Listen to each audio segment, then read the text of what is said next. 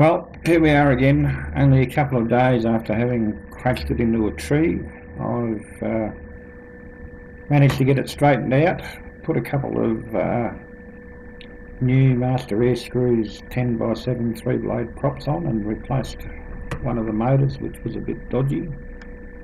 And out at the field, looking to trim it up and then test out the Cyclops Tornado functions. So it gets off the ground fairly easily, so the props are a big improvement on what it was doing before. So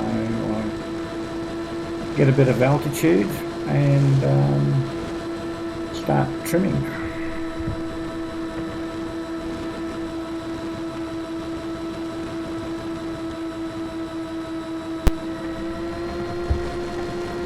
I'm not wearing the headset, I'm just flying line of sight around the field to get the trims right. But I've got the ground station monitor on and I'm glancing at that every now and again just to see how it's going.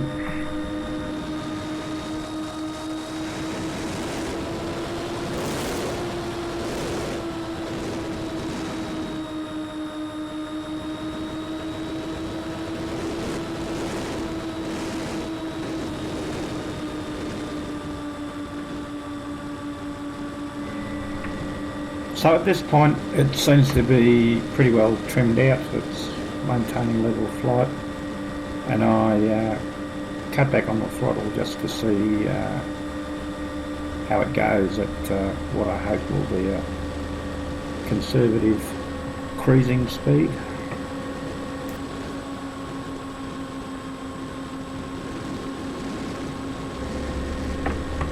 So I'm having a look at the monitor and seeing that it's using under 10 amps and maintaining flying speed. So I'm relatively happy with that. I don't think I'm going to get it down much below that at cruising speed. So I decided to bring it down and reset the servo centres on the Tornado and put it back up and test it out.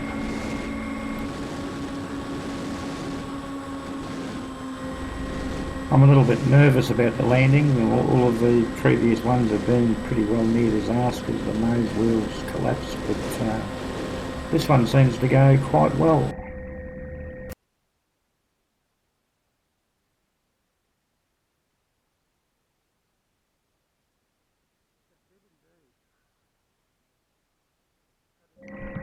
Needless to say, I'm pretty happy with that. I've only been in the air for about 5 minutes, so I don't bother changing the battery. I just put her up again with the intention of testing the various flight modes.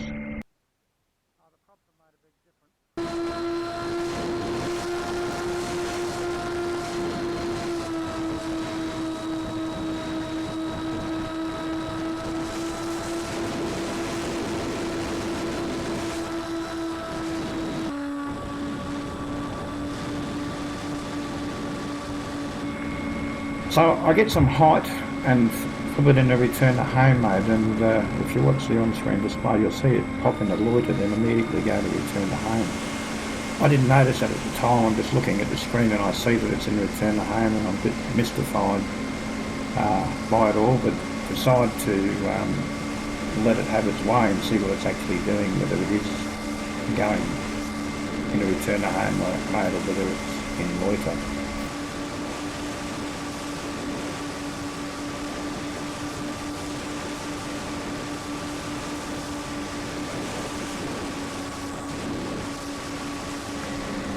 So it's pretty clear that it's circling home, so I'm a bit curious as to why it's in return to home mode. Now that I've watched the video I can see that the voltage had actually dropped down below 10.5 volts, which is where I've got the low voltage return to home. So that accounts for it, but as I said at the time I'm thinking, oh God, what's wrong with the Cyclops?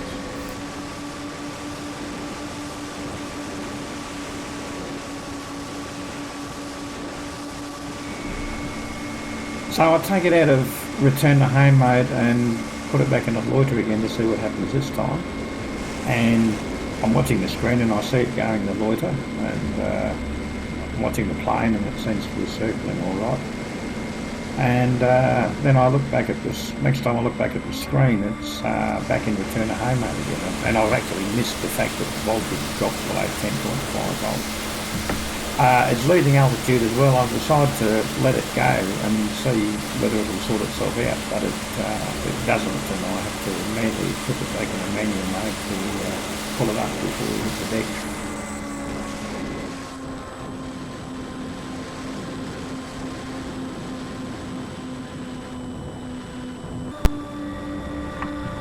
Needless to say, I'm starting to be a bit concerned about what's going on, and the plane seems to be becoming harder to control. It drops quite sharply a couple of times. I managed to pull it up, but I'm wondering, is this the plane or is this the tornado that's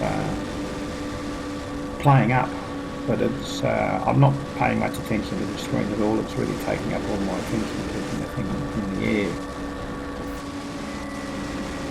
So I've decided I best bring it back for a landing, and it's around about this time that things start to go wrong a little bit more dramatically.